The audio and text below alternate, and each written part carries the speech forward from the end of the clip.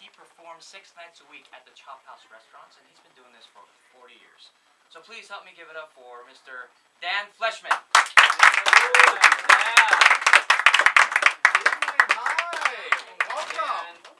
Wow, it started out with 3 people. We got almost a full room. This is wonderful. You had a great time tonight. Yeah. Wonderful. Seen some other shows already? First one. This really? Yeah. Or are you going to be disappointed?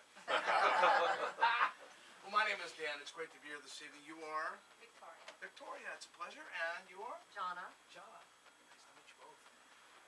So, great. Yeah, this is my, I think, 6th or 7th time performing at the Castle. And my first time was back in I think it was 1981 or 82. So it's been a long time ago. And a very dear friend of mine from St. Louis. I'm actually from St. Louis. I've been performing in Colorado for the last 6 years.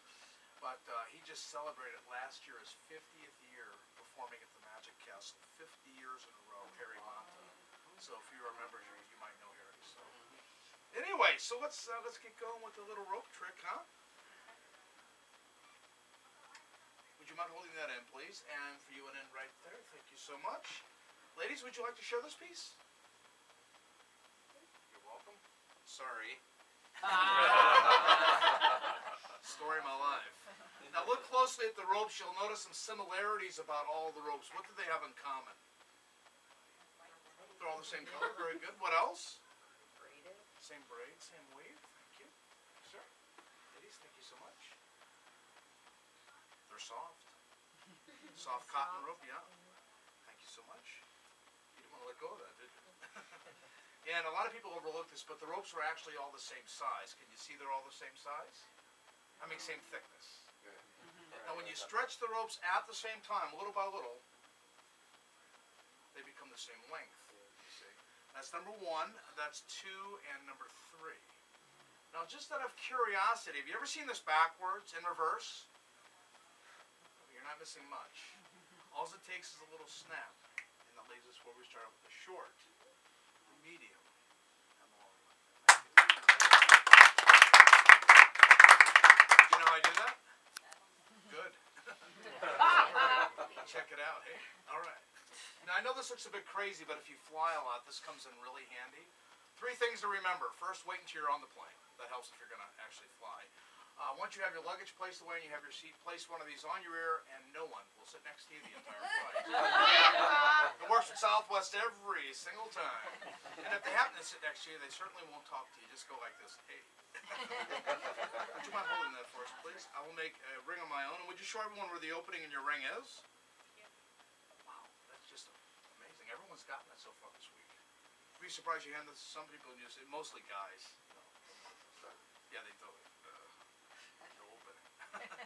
I'm going to aim for that spot. If I hit the ring on the knot just right, the ring will link to the rope like that. That's the easy part.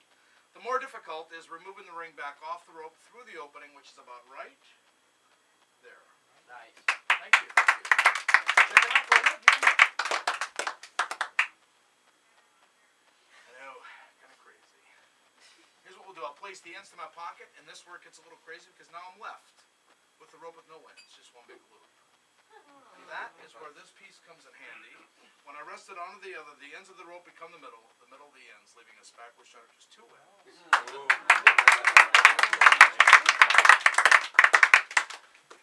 Yeah, it's cool when it works.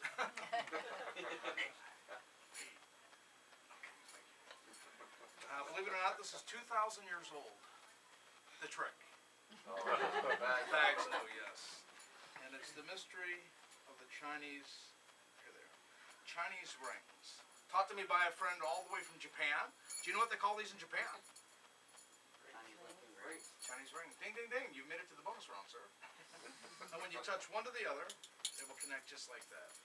Each one of the rings has a soft spot. When you find that spot, the solid ring to the soft, right about here. Number 2.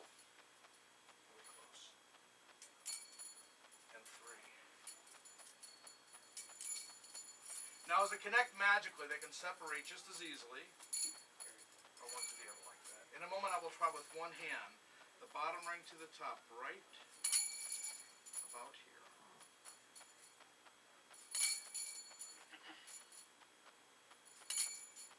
Would you like to try?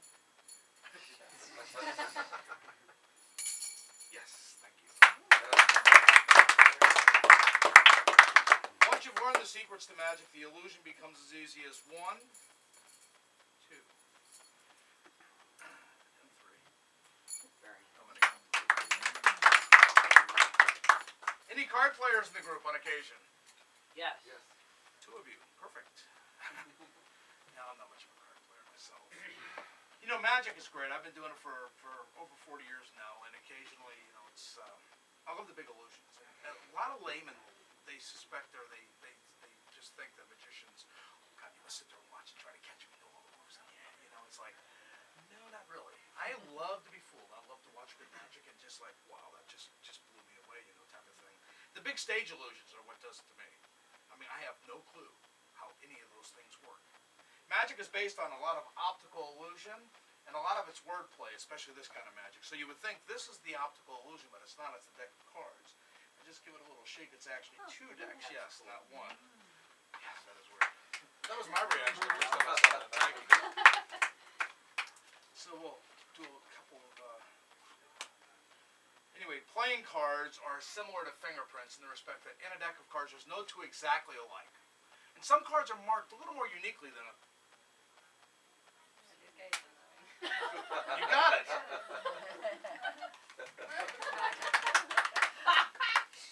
So, if you look closely, you've been wanting to do that all night, haven't you? They mark sometimes near the back of the card, and if you look, the lighting's very good, so if you look closely, you might see a mark or 2. Oh yeah, the big blue mark. As I riffle down through the deck, would you say stop? Take this card if you would, and show it around. Let me turn away. Yeah, you look at it first and then show it to everyone. I do not want to see it.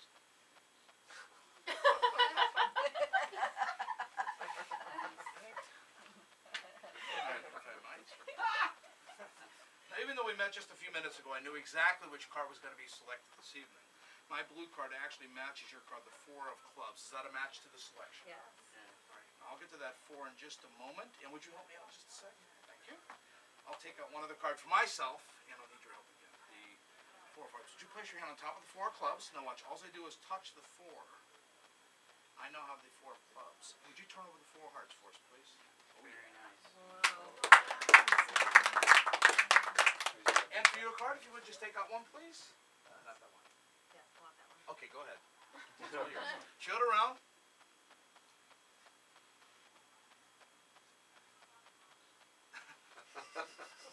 3 seconds. 1001, 1002, 1003. From the middle of the deck, your card is, believe it or not, landed right here. Right here on top. Oh, that's odd. It says, look in my pocket. I'll check my pocket. Hold on. It's an olive. Ah, yes. Here's a card right here. It says, look. Would you turn this card over for us, please? This is so cool. Go ahead. Look at my hand. Yeah, I love that trick. It's got you looking in all the wrong places. So I've been doing the magic thing for, like I said, a lot of years, and occasionally someone will ask that Vegas question, like, oh, dude, man, you must rock in Vegas, you know. It's like, no, I don't. I'm actually truly one of the worst card players you'll ever meet. And that's why when I play cards, I cheat.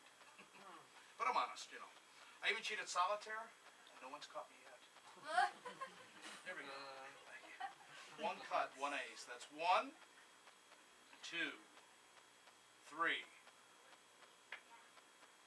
and 4. Oh, and 4. Just an ace of diamond. If I just get that a little, it'll change right to the ace of diamond. Now, we're going to play a very simple game. It's a guessing game, and the idea is to follow the order of each one of the aces. May I borrow your right hand palm up, please? Yes, very good. Ace of heart will go down first. And on top of the heart, I'm going to balance one other ace, the ace of diamond. Now, in just a moment, at exactly the same time, the diamond and heart will change place. There you go, perfect. Did you see him switch? Not a problem. I can make them jump back. 8. Over here. Those are the black aces right there. Very good.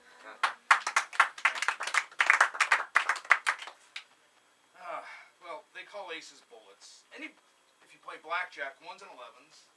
However, in the game of bridge, are there any bridge players in the room?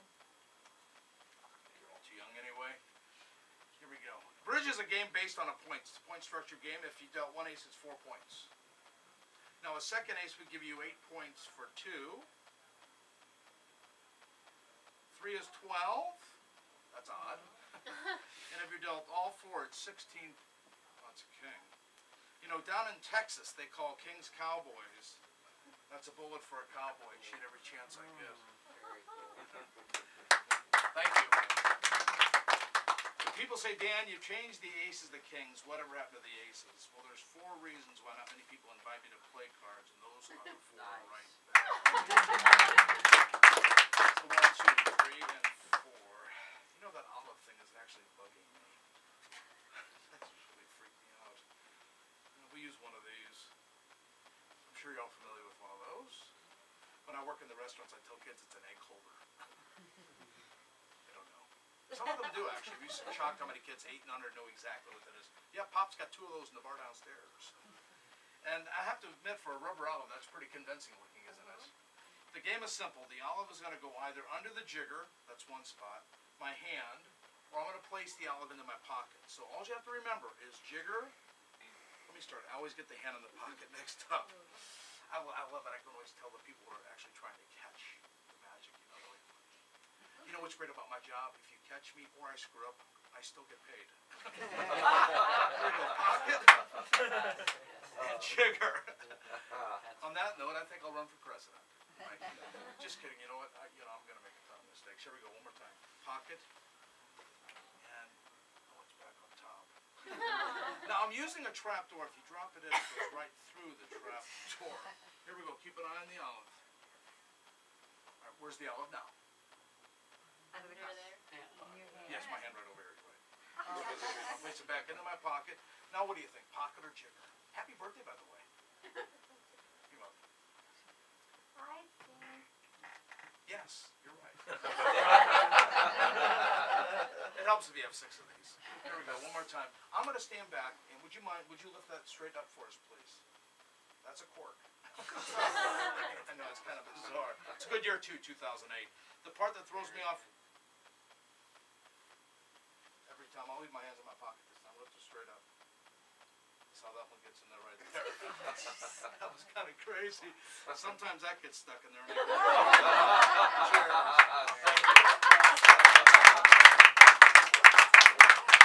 That's a real lime.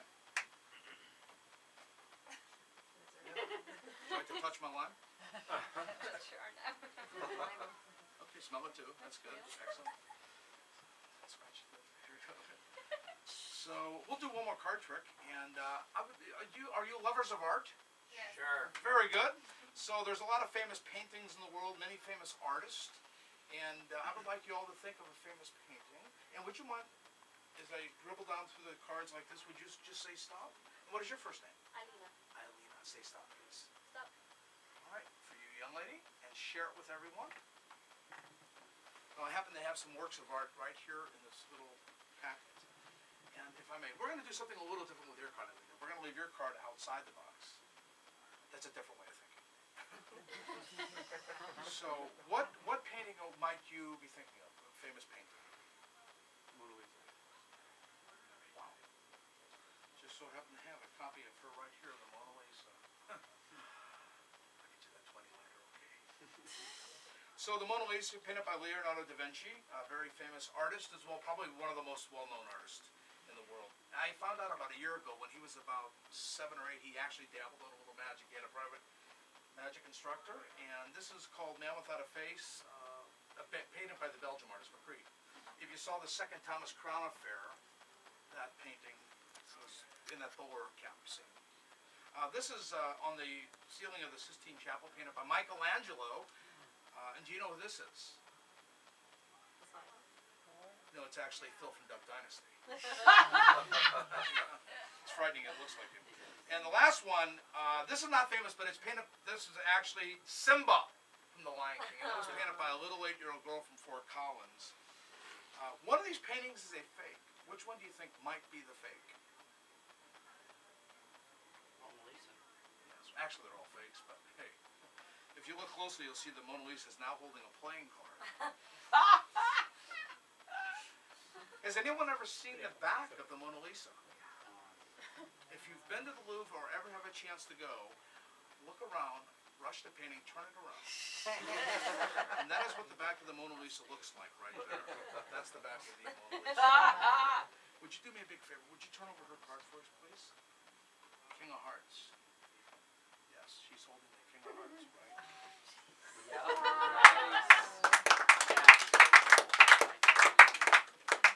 And that's all that one does.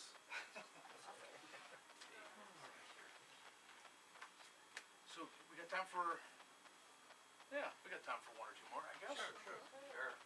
If you'd like. Yeah. I never assume, you know, I had very good teachers when I was growing up, and I had a friend of mine always say, he goes, always leave your audience wanting more, you know, and that's good. It's like you're painting, too much oil in the canvas type of thing. So I will show you my wife's favorite trick, money. We've been married 24 years. This is the only trick I do she likes, so I hope you'll enjoy it. Now these are real $1 bills, and I say this simply because they are real $1 bills. If these were counterfeit, you would not know the difference because ones and twos, they do not mark in any way, shape, or form. So, interestingly enough, you know what's always amazed me though? People who actually print counterfeit money, they count it. It's fake. Just make more of it. Watch, if I just give them a little shake, they change right in the 50s. Now these are real $50 bills, front and back and front. Now, see the little marks there? I do. I see the line in the center. Yep. The first time I showed this to my wife, I honestly thought she was going to like totally freak out.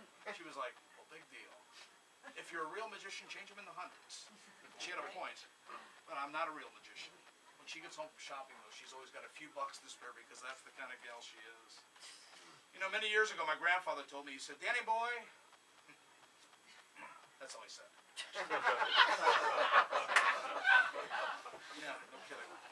Well, I'm going to do one final one. I need to kind of disrobe for this, if that's okay. So excuse me, I'll be right back.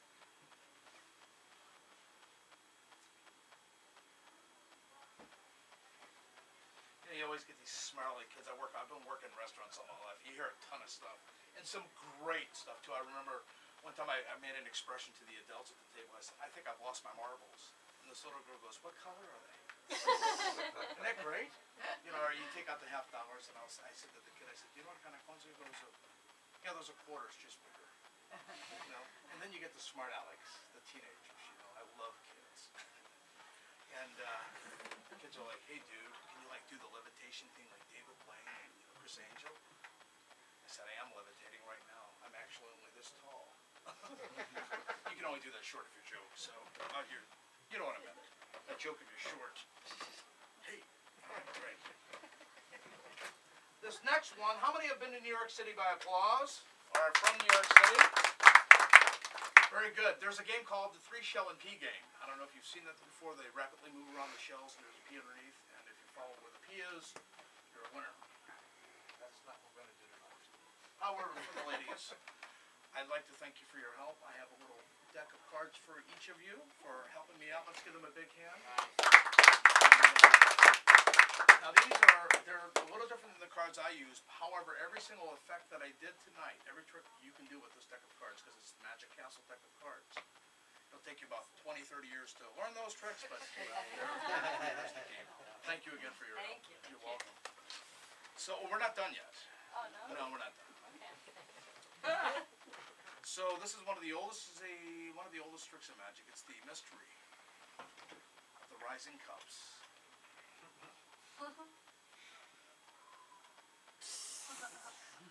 Enter. Now, unlike the 3-shell and pea game, we're going to use 3 cups. And I'm an avid Cardinals fan. I'm from St. Louis, actually, and I've never seen a convert yet. I've never seen somebody that was a Cardinals fan say, hey, I've switched to the Cincinnati Reds. It ain't going to happen. And in tribute to baseball, I have no double day. We're going to use little tiny baseballs, just like that. Hey, here we go. If I just give it a little touch, one ball will jump to the other cup. Watch, I'll do it again from the middle cup to my right, or where you're sitting, your left. 1, 2, and 3. Here we go. The first ball, which is A, I'll place back underneath. Second is ball B. And last but not least is ball C, or number 3.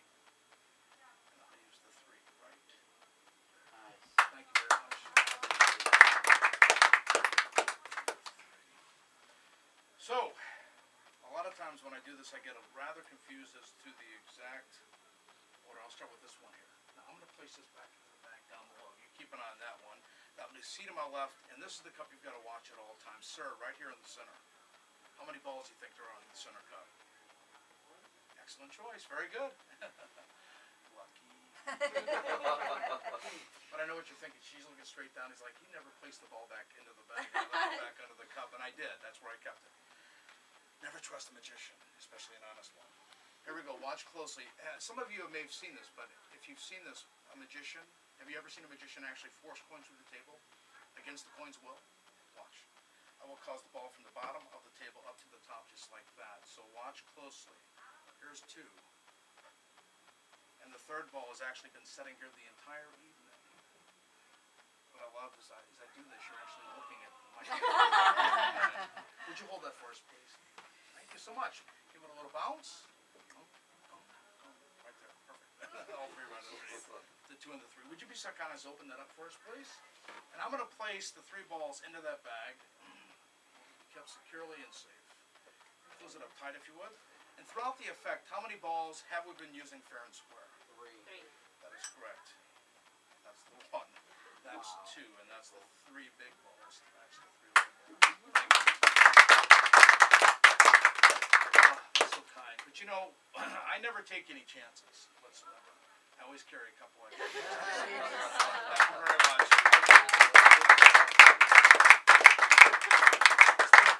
Thank you so much, everyone. Enjoy the rest of your evening. It's my pleasure. Come back and see us when you have a chance. Thank you again. Good night, everyone. Thanks.